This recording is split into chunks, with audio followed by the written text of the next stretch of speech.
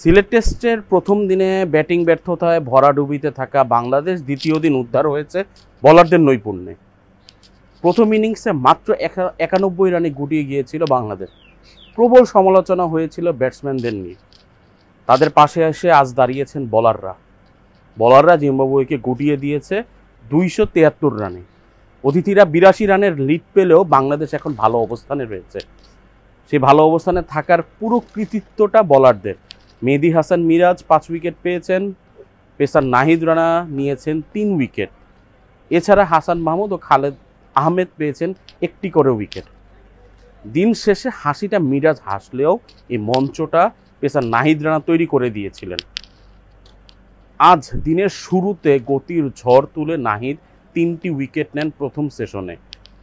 শুধু নিয়ন্ত্রিত লাইন এবং লেন্থ নয়, নিয়মিত 140 গতিতে বল করেছেন নাহিদ রানা, যেটা তার কাছে একেবারেই প্রত্যাশিত এবং কি দলের একমাত্র চাওয়া যে সে যত দ্রুত পারে বল করবে। সেটাই করেছেন, তাতে মিলেছে সাফল্য।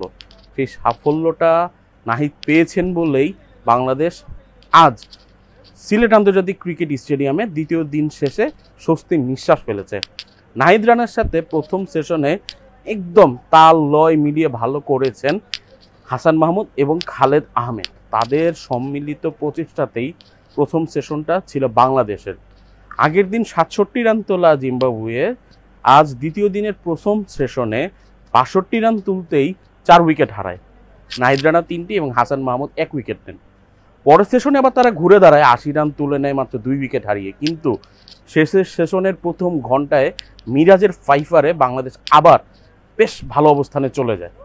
বাংলাদেশ এতটাই ভালো অবস্থানে চলে গেছে যে এখন বাংলাদেশ এই ম্যাচে জয়ের চিন্তাও করছে। সেটা কিভাবে? প্রথম ইনিংসে যেহেতু বাংলাদেশ ভালো করেনি, বাংলাদেশ দ্বিতীয় ইনিংসে ভালোভাবে কামব্যাক করবে এরকম একটি চেষ্টা আছে। সেই চেষ্টার জন্য ব্যাটসম্যানদের দিকে তাকিয়ে মিরাজ।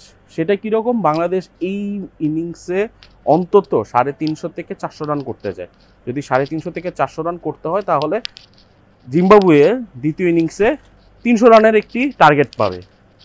চতুর্থ ইনিংসে যে কোনো টার্গেট তারা করে একটু কঠিন, বিশেষ করে ব্যবহৃত উইকেটে টানা 12 থেকে 15টি সেশন যখন খেলা হয়ে যায় তখন আসলে ব্যাটসম্যানদের জন্য একটু কঠিন সময় চলে আসে উইকেটে।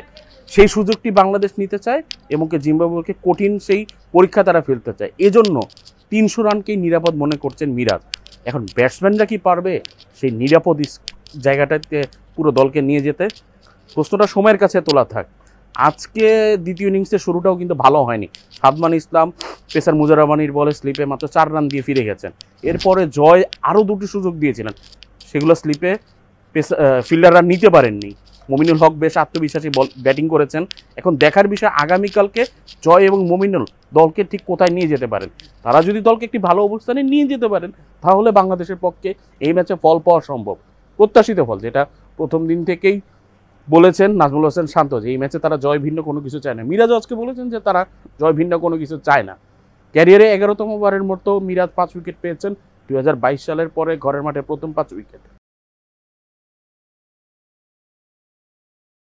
ওয়ালটন আবারও মিলিনিয়ার অফারে ওয়ালটন ফ্রিজ কিনে আপনিও হয়ে যেতে পারেন মিলিয়নিয়ার।